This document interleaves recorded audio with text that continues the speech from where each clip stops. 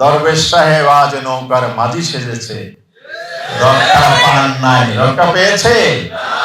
তো দেশের উন্নয়ন পরিবর্তন ততদিন পর্যন্ত হবে না যদি সৎ এবং চরিত্রবান আদর্শ মানুষের হাতে নেতৃত্ব তুলে দেয়া না হয়। বিগত যারা দেশ শাসন করেছে জালেমরা, দেশের সর্বস্তরে আজ আবর্জনার স্তূপ তৈরি হয়ে আছে।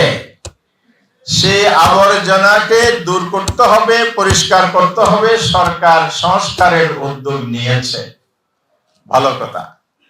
সংস্কার করেন, কারণ নির্বাচন ব্যবস্থা ধ্বংস করা হয়েছে, ভোটাধিকার খর্ব করা হয়েছে, অর্থনীতিতে লুটপাট হয়েছে, ব্যাংক ব্যবস্থা ধ্বংস হয়েছে, দুর্নীতি সীমাহীন অবস্থায় চলে গিয়ে দেশের অর্থ বিদেশে পাচার হয়েছে, রাষ্ট্রকোষ শূন্য হয়েছে, রিজার্ভ চুরির ঘটনা ঘটেছে।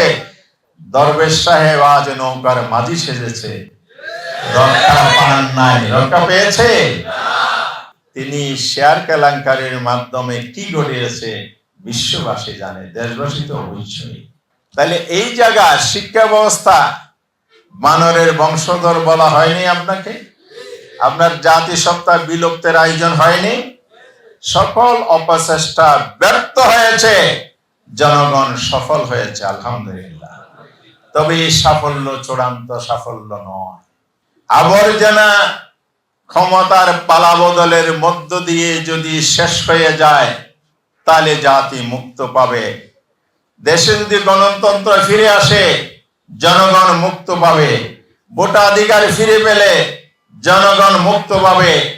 শিক্ষা ব্যবস্থা যদি কারিকুলাম পাঠ্যক্রম সংশোধন হয়, তাহলে আমাদের জাতিসত্তার পরিচয় আমরা ফিরে পাব। যদি দেশের সংস্কৃতি কালচারের মধ্যে আজকে বেরান্নাপনা, বেহায়াপনাতে আজ জাতি নিমজ্জিত, সেখান থেকে যদি আমরা মুক্তি পাই, তাহলে ইমানি চেতনায় উদ্বুদ্ধ হয়ে দেশবাসী নতুন পথের সন্ধান পাবে ইনশাআল্লাহ। সংস্কার লিখনির মধ্য দিয়ে, পেপারের মধ্য দিয়ে, ফর্মুলা দিয়ে স্থায়ী সমাধান হবে না, অতীত হয় নাই। ক্ষমতার হাত বদল হবে, কিন্তু দেশের উন্নয়ন পরিবর্তন ততদিন পর্যন্ত হবে না যদি সৎ এবং চরিত্রবান আদর্শ মানুষের হাতে নেতৃত্ব তুলে দেয়া না হয়। যদি মানুষ সৎ না হয়, খোদাভীরু না হয়, মানুষের ব্যক্তি জীবনের সংস্কার ছাড়া রাষ্ট্র সংস্কারের মধ্য দিয়ে সত্যিকার সাফল্য এবং আন্দোলন বিপ্লবের সফল অর্জন হবে না। আমাদেরকে তো নিঃশেষ করে দেয়া হয়েছিল। তারা সেই ধরনের একটা ধারণা নিয়েই, মিশন নিয়ে, লক্ষ্য নিয়ে কাজ করেছে, কিন্তু সেটা কি সম্ভব হয়েছে? কারণ আল্লাহ তাআলা ইচ্ছা করেন নাই, তারাও পারেন নাই। ওমা তাশাউনা ইল্লা ইয়াশাআল্লাহু রাব্বুল আলামিন। তারা যেটা চাইবে সেটা হবে না, আল্লাহ তাআলা যেটা চাইবে সেটাই হবে।